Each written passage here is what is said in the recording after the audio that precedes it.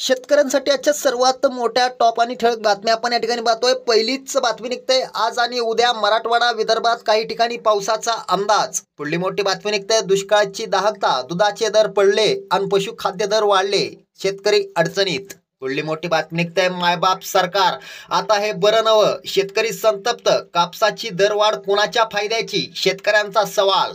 पुढली मोठी बातमी निघते पीक नुकसान भरपाईसाठी ई-केवायसी आवश्यक।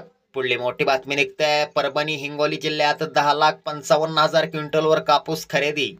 पुढली मोठी बातमी निघते शेतकऱ्यांच्या डोळ्यात पाणी आणणारा कांदा, मार्च महिन्यानंतरही कांद्याचे भाव असेच राहणार का, शेतकऱ्यांचा सुटता सवाल।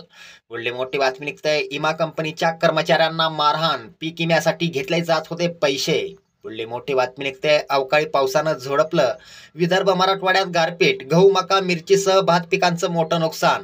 पुढली मोठी बातमी निघते होळीपूर्वी शेतकऱ्यांना मोठी भेट, नुकसान भरपाई शुक्रवारी जमा होणार, शेतकऱ्यांना दिलासा। शेतकऱ्यांसाठी या होत्या सर्वात मोठ्या टॉप आणि ठळक बातम्या। धन्यवाद।